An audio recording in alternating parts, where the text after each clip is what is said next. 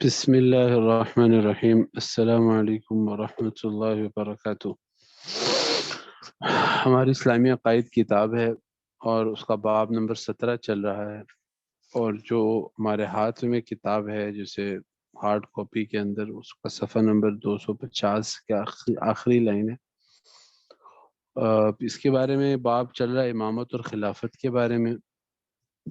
پھر جو امیر بنے مسلمانوں کا، اس کی جو خلیفہ بنے، امیر بنے، اس کی 8 شرائط ذکر ہوئی ہیں۔ آگے بتا رہے ہیں کہ امامت کے بارے میں تو یہی بات ہے کہ یہ اس کی شرائط ہیں، اور یہ عام مسلمانوں میں سے، قریش میں سے ہوتے ہیں، یعنی کہ یہ ان کی صلاحیت ہونی چاہیے۔ کچھ خداداد صلاحیتیں ہوتی ہیں، کچھ انسان محنت کر کے حاصل کرتا ہے۔ لیکن امامت کے بارے میں شیعوں کا کیا مذہب ہے، اس کے بارے میں آج بتاتے ہیں۔ شیعہ لوگ کہتے ہیں کہ امامت کے لیے عصمت بھی ضروری ہے، اور یہ بھی ضروری ہے کہ امام ہاشمی ہو، یعنی کہ ہم نے بتایا تھا کہ قریش میں سے ہو۔ قریش ذرا وسیع ہے، وہ ہاشم سے اوپر تھے، تو ہاشم ان کے بعد نیچے آتے تو ان کی جو ہے اولاد مخصوص ہو جاتی ہے۔ تو یہ بھی ضروری ہے کہ امام ہاشمی ہو، جیسے حضرت علی، حضرت فاطمہ رضی اللہ عنہ کی اولاد میں سے ہو، اور ان کے بعد فاطمی بھی ہو، جیسے حضرت حسن اور حضرت حسین۔ فاطمی سے مراد ہے کہ حضرت علی کی حضرت فاطمہ رضی اللہ عنہ کے بعد اور نکاح بھی، ان سے اور اولادیں بھی ہیں۔ لیکن وہ کہتے ہیں نہیں، ایک تو ہاشمی ہو، اور دوسرا علی رضی اللہ عنہ کی اولاد میں سے بھی حضرت فاطمہ رضی اللہ عنہ کی اولاد جو ہوئی، وہ دو ہی بیٹے تھے، حضرت حسن اور حضرت حسین رضی اللہ عنہما، تو ان کی اولاد میں سے ہو۔ پھر ان کے نزدیک امام صاحب امام جو ہوتا ہے وہ صاحب وحی بھی ہوتا ہے۔ اہل سنت کہتے ہیں کہ عصمت نبوت کا خاصہ لازمہ ہے، کہ جو معصوم ہونا ہے نا، کہ جن سے غلطی نہیں ہوگی، گناہ اور غلطی ہو گئی تو غلطی پہ باقی نہیں رکھا جائے گا ان کو، اور یا وہ کوئی کبیرہ گناہ نہیں کریں گے، اور کوئی ایسا کام نہیں کریں گے جو نبوت کے لیاقت یا نبوت کے شان کے مطابق نہ ہو۔ تو یہ تو صرف نبی کے ساتھ خاص ہے، یہ جو مرتبہ ہے عصمت کا، یہ والا مرتبہ تو صرف نبیوں کے ساتھ ہے۔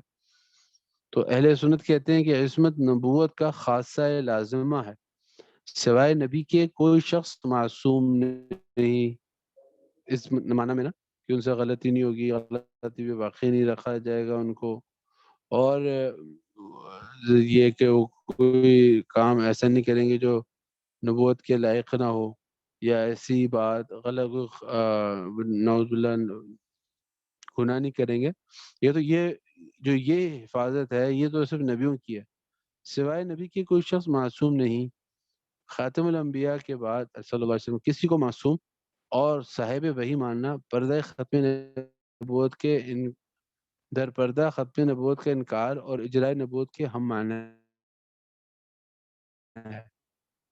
مطلب یہ ہے کہ ایک بندے کو آپ معصوم مان رہے اور وہی مان رہے کہ اس پر وحی بھی اللہ کی طرف سے آتی ہے، تو پھر صرف یہی ہے کہ نام اپنے نبی کا ہٹا کر امام کہہ دیا کہ ہاں وہ امام ہے، نبی نہیں ہے۔ پھر امام اور نبی میں فرق کیا ہوتا ہے؟ کہ جب امام پر بالفرض نعوذ باللہ وحی بھی آ رہی ہے اور وہ غلطی بھی نہیں کر سکتا، معصوم بھی ہے، تو یہ تو نبیوں کی صفت ہے۔ تو گویا کہ یہ مانا کہ امام پر وحی آتی ہے، اور عصمت گویا کہ حضور کو آخری نبی نہیں مانتے۔ سوائے نبی کے کوئی شخص معصوم نہیں۔ خاتم الانبیاء صلی اللہ علیہ وسلم کے بعد کسی کو معصوم اور صاحب وحی ماننا در پردہ خود ختم نبوت کے انکار اور اجراء نبوت کے ہم معنی ہے، کہ کوئی نیا نبی آ رہا ہے۔ عصمت فقط نبوت کے لیے لازم ہے، امام و امیر کا کام خاتم الانبیاء کی شریعت کو جاری اور نافذ کرنا ہے، لہٰذا امام و امیر کے لیے نبی کی شریعت کا عالم، بعمل اور متقی و پرہیزگار ہونا ضروری ہے، معصوم ہونا ضروری نہیں ہے۔ نیز ائمہ اہل بیت نے کبھی عصمت کا دعویٰ بھی نہیں کیا۔ حضرت علی رضی اللہ عنہ نے متعدد مسائل میں حضرت ابن عباس رضی اللہ عنہما کے کہنے سے رجوع کیا کہ ایک بات کر لی تو بعد میں ان کو بتایا گیا کہ بھئی یہ بات تو درست نہیں ہے، تو انہوں نے رجوع کر لیا. اگر انہوں نے وحی کی وجہ سے کیا ہوتا یا وہ غلط کام کر ہی نہ سکتے ہوتے تو رجوع نہ کرتے. نیز شیعوں کی کتابوں میں ہے کہ حضرت حسین رضی اللہ عنہ اپنے بھائی حضرت حسن رضی اللہ عنہ سے اس بات پر ناراض تھے کہ حضرت معاویہ سے کیوں صلح کی. حضرت شیعہ کے نزدیک جب حضرت امام حسن امام معصوم اور صاحب وحی الہام تھے تو حضرت حسین کو ان کی صلح پر دل و جان سے ایمان لانا چاہیے تھا کہ انہوں نے یہ کام تو بالفرض، یہ اگر بات ہے تو بات کے سارے رخوں کو مانے. کہ یہ بات پھر کہاں سے آ گئی بھئی حضرت حسین رضی اللہ عنہ حضرت حسن رضی اللہ عنہ سے خوش نہیں تھے کہ بھئی آپ نے یہ کام کیوں کیا. اگر یہ بات واقعی ہے ان کو ان سے اختلاف تھا تو اس کا مطلب ہے وہ پھر ان کو نبی معصوم نہیں مانتے تھے، مطلب امام معصوم نہیں تھے، صاحب وحی نہیں مانتے تھے. اگر وہ تھے تو پھر ان کا اعتراض کرنا بنتا ہی نہیں تھا. ان کے ایسا نہ کرنے سے معلوم ہوا کہ وہ حضرت حسن رضی اللہ عنہ کو معصوم نہ مانتے تھے. آگے کہتے ہیں کہ امیر مملکت اور خلیفہ کے فرائض. ایک جو تھا کہ کس کو بننا چاہیے، تو اس کے لیے کیا شرائط ہیں. ایسا بندہ امانتدار مسلمان ہو، بڑی عمر بالغ ہو، پھر جو قریشی بھی ہو، مرد ہو، جیسے سارے ہم نے 8 شرائط پڑھے تھے. ایماندار ہو، یہ تو اس کے اندر جو ہے صفات تھی. اب آگے بتاتے ہیں کہ جب یہ مسلمانوں کا امیر بن جائے، مسلمانوں کا خلیفہ بن جائے تو پھر کام کیا کرنے ہیں. حضرت شاہ ولی اللہ رحمۃ اللہ علیہ اپنی کتاب ازالۃ الخفا فی خلافت الخلفاء ازالۃ الخفا فی خلافت الخلفاء میں فرماتے ہیں کہ خلیفہ کے فرائض یہ ہیں. نمبر 1، خلیفہ اور اسلامی حکمران پر دین محمدی صلی اللہ علیہ وسلم کو اس طرح محفوظ رکھنا واجب و ضروری ہے جس طرح نبی صلی اللہ علیہ وسلم کی سنت مشہورہ سے ثابت ہوا ہے اور جس پر سلف صالحین کا اجماع اور اتفاق منعقد ہو چکا ہے. یعنی کہ جو اجماعی مسائل ہیں، سنت مشہورہ حضور کی ثابت ہے. دین کو سب سے پہلی شرط یہ ہے کہ اسی شکل میں باقی رکھے، اس نہج پر، اس طریقے پر باقی رکھے جو حضور صلی اللہ علیہ وسلم کا طریقہ تھا. سب سے پہلے اسلام کی حفاظت، یہ اس کا خلیفہ کہ اس کو افراط و تفریط اور کمی یا اضافہ میں سے بچائے. نمبر 2، خلاف شرع امور کا مٹانا لازم اور فرض ہے. بہین طور کے مرتدوں اور زندیقوں اور ملحدوں کو قتل کرے اور اہل بدعت کو سزا دے تاکہ دین میں کسی قسم کا خلل نہ آئے. جو بھی خلاف امور کام ہو رہے ہیں، خلاف شرع امور ہو رہے ہیں، ان کا سد باب کرے.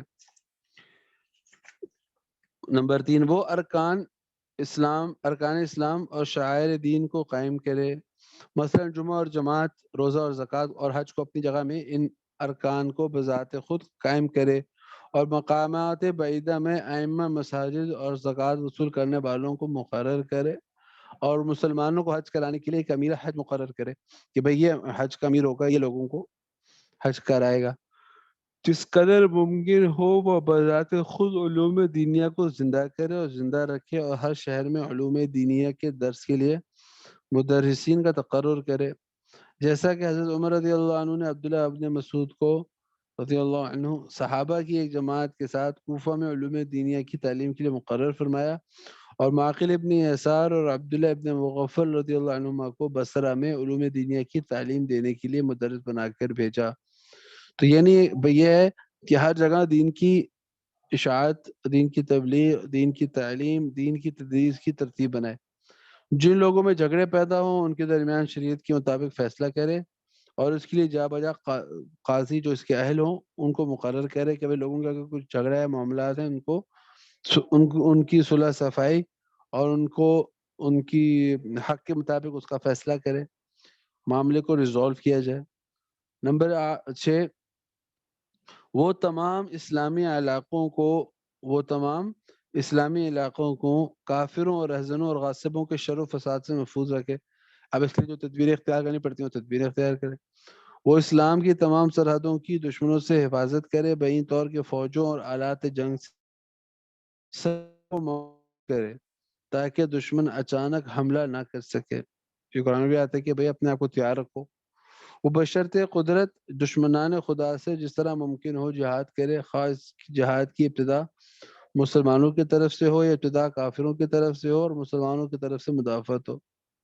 تو بھائی اس خاطر کہ بھائی دین کو پھیلانا ہے، اس کی پوری ترتیب ہے کہ پہلے جا کے ان کو اسلام پیش کرنا ہے، پھر جو ان سے پھر جزیے کی بات کرنی ہے، وہ بشرط قدرت ہے کہ اپنی اتنی طاقت بھی ہو. نمبر 9 وہ جہاد کے لیے لشکروں کو تیار کرے اور ترتیب دے اور مجاہدین کے لیے وظیفہ اور تنخواہ مقرر کرے. نمبر 10 وہ کافروں سے جزیہ اور خراج وصول کرے.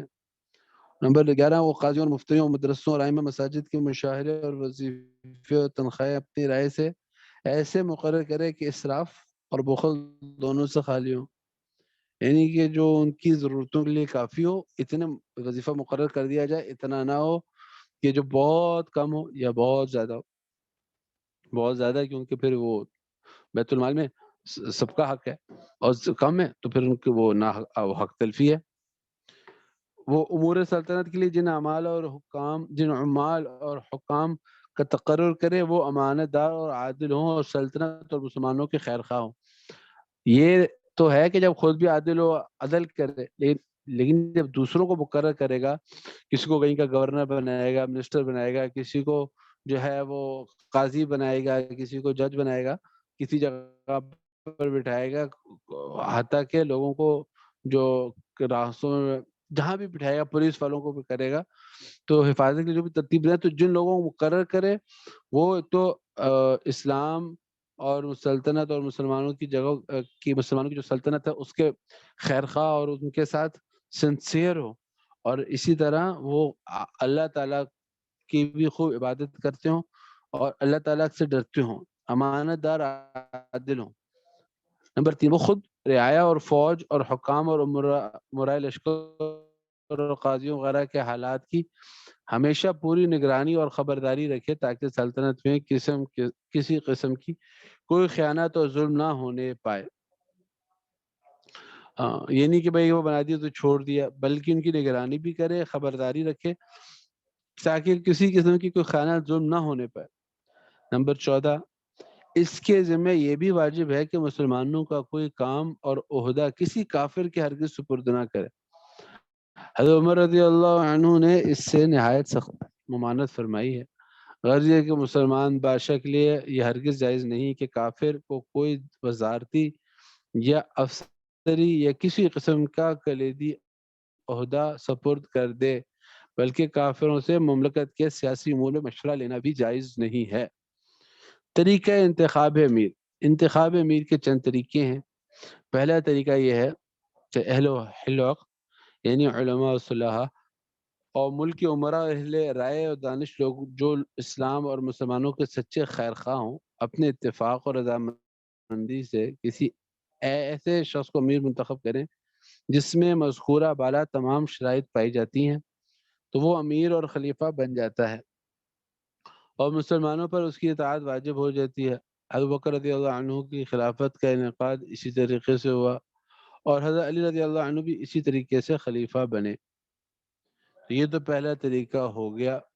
اس کی تفصیل ہم سب جانتے ہیں کہ حضرت حضور صلی اللہ علیہ وسلم کا جب انتقال ہوا تو مہاجرین انصار کے جو تھے وہ جمع ہوئے اور سب نے حضرت مقرر کیا اور ان کے ہاتھ پر بیعت شروع ہوئی، اور حضرت علی رضی اللہ عنہ کو بھی اسی طرح خلیفہ بنایا گیا. دوسرا طریقہ یہ ہے کہ ایسا امیر اور خلیفہ جس کی امانت اور دیانت اور خیر خواہی لوگوں میں مسلم ہو، وہ اپنی ثوابدید سے کسی اہل کو نامزد کر دے، جیسے حضرت بکر رضی اللہ عنہ نے وفات کے وقت حضرت عمر رضی اللہ عنہ کو خلافت کے لیے نامزد فرما دیا تھا. حضرت بکر رضی اللہ عنہ نے ان کو نامزد کرنے سے پہلے دیگر اکابر صحابہ سے مشورہ بھی کیا تھا. تو یہ ایک بھی ایک طریقہ ہو سکتا ہے. تیسرا طریقہ امیر اور خلیفہ جو خود اہلیت کی شرائط پر پورا اترتا ہو، امارت اور خلافت کو کسی معین جماعت میں دائر کر دے کہ جو امارت اور حکومت کی اہل ہو، یعنی امارت اور خلافت کو کسی معین جماعت میں دائر کر دے. کہ بھائی یہ جماعت بن گئی، یہ کمیٹی بن گئی، یہ سارے امانت دار ہیں، دیانت دار ہیں، سارے سمجھدار ہیں، تو بھائی یہ جو مقرر کر دیں، تو امیر و خلیفہ امارت و خلافت کو کسی معین جماعت میں دائر کر دے کہ جو امارت اور حکومت کے اہل ہو، اور یہ کہتے ہیں کہ اس جماعت میں سے کسی ایک کو امیر منتخب کر لیا جائے، جیسا عمر رضی اللہ عنہ نے اپنی وفات کے وقت 6 آدمیوں کو نامزد کیا، یعنی حضرت عثمان، علی، طلحہ، حضرت زبیر، سعد ابن ابی وقاص اور عبد الرحمن ابن عوف، اور یہ وصیت کر دی کہ ان 6 آدمیوں میں سے کسی ایک کو اپنا خلیفہ مقرر کر لینا، اور حضرت عثمان رضی اللہ عنہ اسی طرح سے خلیفہ منتخب ہوئے۔ آگے کہتے ہیں زبردستی امیر اور خلیفہ بننا۔ امارت و خلافت کے انعقاد کا چوتھا طریقہ استیلاء یعنی غلبہ و تسلط ہے، یعنی مذکورہ بالا تینوں طریقوں سے ہٹ کر کوئی شخص اپنے غلبہ اور تسلط سے خلافت حاصل کر لے اور کسی طریقے سے لوگوں کو اپنے ساتھ ملا لے تو یہ بھی امیر اور خلیفہ بن جائے گا۔ ویسے تو یہ طریقہ اصول کے خلاف ہے، اور ہونا تو یہ چاہیے کہ ایسے امیر کو امارت سے ہٹا دیا جائے، لیکن جس شخص میں اقتدار کی ہوس ہو اور اس نے بہت بڑی قوت بہم پہنچا کر پوری سلطنت پر قبضہ کر لیا ہو اور سلطنت کے وسائل بھی حاصل کر لیے ہوں، ظاہر ہے اس حکومت کو ہٹانے کے لیے بہت بڑی قوت چاہیے، وہ بھی مخلص اور جانساروں کی۔ اول تو اتنی قوت فراہم ہونا دشوار ہے، اور اگر کوئی صاحب عزیمت جانساروں کی کچھ جماعت لے کر مقابلے پر آ ہی جائے، جیسا کہ حضرت حسین رضی اللہ عنہ اور بعض دیگر حضرات نے کیا، تو تجربے سے معلوم ہوا کہ اس میں خون ریزی اور فساد کا اندیشہ زیادہ ہے، اور اصلاح احوال کی امید کم ہے، اور ناکامی کی صورت میں اس بات کا بھی قوی اندیشہ ہے کہ حکمران مسلمانوں اور اسلام کو زیادہ نقصان پہنچائے، اور اگر دوسری عام قوتوں کے ساتھ شریک ہو کر اس حکمران کو معزول کرنے اور ہٹانے میں کامیاب بھی ہو گئے تو اس کا بھی احتمال ہے کہ اس کی جگہ ایسا شخص آ جائے جو اسی کی طرح کا ہو یا اس سے بھی بدتر ہو۔ لہٰذا جب ایسے حکمران کو ہٹانے کی قوت نہ ہو یا اس کو ہٹانے میں فتنہ و فساد یقینی ہو تو اس وقت مناسب ہے یہی ہے کہ صبر کیا جائے اور حکمران اور حالات کی جہاں تک ممکن ہو سکے اصلاح کی کوشش کی جائے۔ تنبیہ: جب اہل حل و عقد نے امیر منتخب کرنا ہو تو ضروری ہے کہ اس شخص کو منتخب کریں جس میں امیر کی تمام شرائط پائی جاتی ہوں۔